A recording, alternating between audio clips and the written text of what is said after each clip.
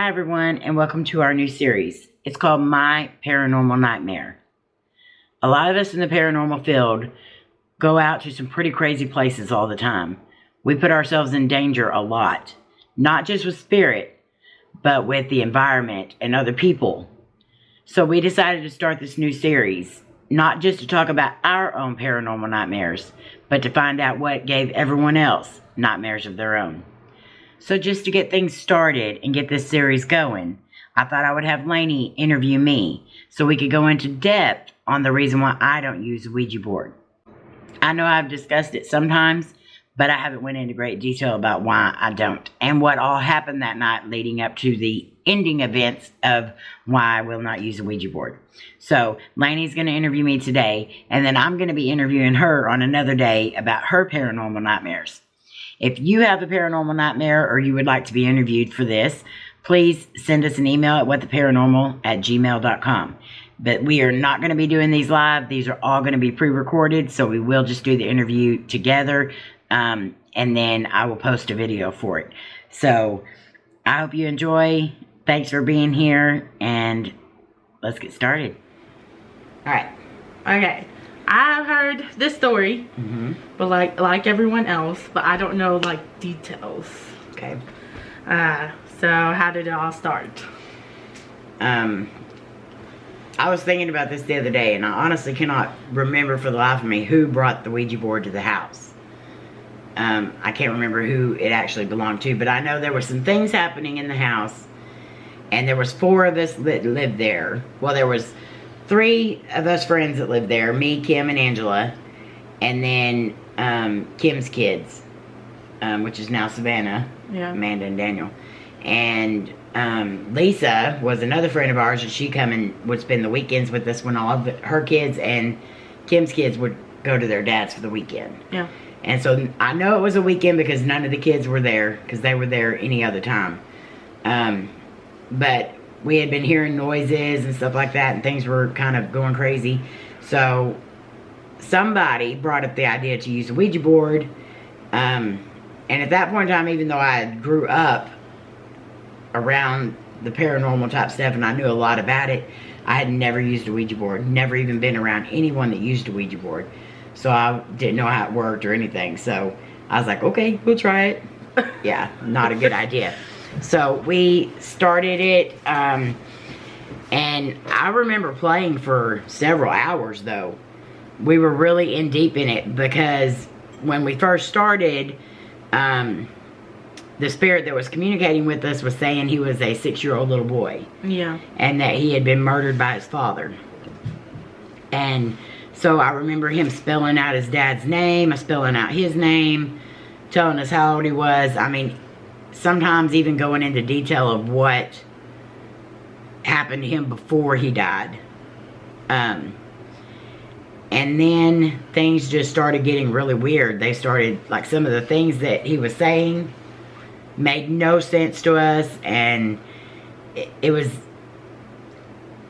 almost, you kind of know that when you're not talking to a child, the adult, you could tell it was an adult. And so it ended up being, we believe, either the man that killed the little boy or just some kind of really negative spirit.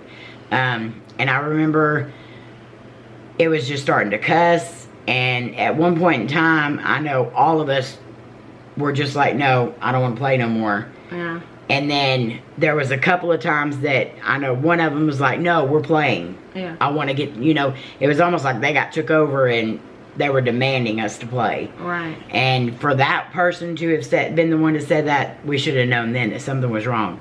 But I remember we had candles lit in the middle, and they were the big pillar candles, and so the flame was pretty good size on it anyway. But I remember when that planchette flew, it just kind of went off the board, those flames just shot straight up, and it was almost like something you'd see out of a movie where the flames go up and they spread across the ceiling. Yeah. They didn't go across the ceiling, but they, like, it, to me, in my mind, when I saw them, they touched the ceiling. Yeah. And that's the first thing I thought of, was this place is fixing to burn down. Yeah. And so it really did scare me really bad. And just everybody's demeanor, everything, you could tell that something was attacking each of us in different ways. So it was just a crazy night. I didn't like it one bit. Wow. Do you think anybody manipulated the planchette, or if anyone was like playing tricks on y'all, or? I thought about that too, like if any of us would have, and I know I didn't, but I know 3 out of the 4, and possibly the 4th, all come from native background. Yeah. Stuff like that. So I don't believe that they would play with that. Right. And I do know that 2 of the people that were there are scared to death of anything paranormal. And so why they were even doing it too, I don't know. But honestly, I don't believe anybody was, because at the time where I seen the planchette move off the board, no one was touching it. No one was, okay. And just the attitudes and the way people were carrying themselves, I know I can't be like, oh, I'm mad, there's a demon inside me, without laughing my butt off. Yeah. So, and I know their personalities and stuff, and I don't think they would have been able to pull that off either. So no, I don't really honestly think that anybody was playing. I think it was the real deal. So you don't mess with Ouija boards. Yes, I know this Did now. y'all get rid of it, the Ouija board? It took us a bit, because I remember Kim took it out and threw it in, you know, you have the garbage pails you take out to the curb. Yeah. I remember Kim throwing it in there, taking it out to the curb. The next morning we got up and the Ouija board was sitting on the front porch. You don't think you want to just got up during the night and put it there? No. Heck no, because I know I wasn't going out there to touch that Ouija board on my own at nighttime. And I know none of the other ones would have either. And we even asked, you know, all the guys that would come around. You know, we had a lot of friends that would come in and out of the house, and I don't believe any of them would have done that, especially at nighttime. No one's going to come digging around in the garbage and put that up there just to play a trick on us, because they knew we were females that lived by ourselves. Right. And so I don't think any of them would have done that. But a couple of times she threw it away. She gave it away one time, and it ended up back at the house. And then she finally, we had a friend, and this is a friend that me and you know, that we give a lot of stuff to that's paranormal that we can't handle. And if it's negative or anything like that, we gave it to him. Oh. And so he's the one that has it. Yeah. I believe he still has it to this day. You don't know though for sure? I don't know for sure. But I do know that we've given him like a doll and stuff like that before that was really negative. Yeah. And so he took it and it finally went away. But we did have a few more things happening there at the house. So yeah, I do believe there was something there. Well, I know since we've been on YouTube and everything that you don't really like Ouija boards and all that, especially if someone does play a Ouija board during the videos or anything, you don't watch it. So, but when you do accidentally like come across one where you're watching the video and they're playing it, how do you feel about it? And I respect anybody that does that on their channel. I mean, that's their channel. They do what they want. And I do know a lot of people that do the Ouija board and they do show respect for it and everything. But me, that just brings back memories of that happening. And to me, that was, even if somebody was playing a trick on us at that point in time, for me at that moment, it was real. Right. And to me now, it's still real. Right. And it still bothers me so bad that we thought we were talking to a child. And we were even in tears of what this child had gone through. And then to find out that it was something so negative and so, like, to me, demonic. And to know that it was that easy to trick us. And so I know any paranormal equipment, you're opening up a doorway or whatever, but I feel like I'm in control when I'm using that other equipment or whatever. When the Ouija board's around, I feel like I lose all control. Right. Just because of that one incident that it ruined me forever on it. I will never use one again.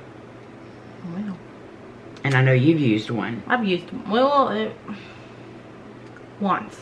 But I don't think y'all even knew what you were doing and y'all got scared. No. Because the people I was playing with weren't really serious about it. Or anything.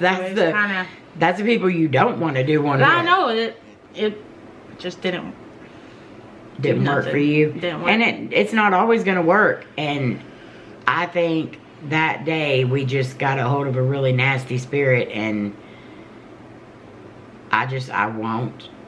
It scared me that bad. And it's anyone that knows me knows it's very hard to like scare me. Right. And that scared me the worst I think I've ever been scared by something paranormal. Right. So, yeah. Well, so all of it. Yeah, but that's my story of my paranormal nightmare, and it did give me nightmares for a while. And I was scared to be in the house by myself for a bit and everything else, so that definitely was a nightmare for me. So I hope that helped y'all understand why don't we do Ouija boards and what that experience was like for me. We do look forward to hearing stories from you guys, so if you're interested in being interviewed by us on here for my paranormal nightmare, please email us at whattheparanormal@gmail.com. Alright, so we love you guys. Smash that like, share this out, subscribe if you haven't, and turn on post notifications so you know when we go live or post a new video. And I guess that's it. So we love you. You mean the world to us. We hope you know that. We'll see you soon.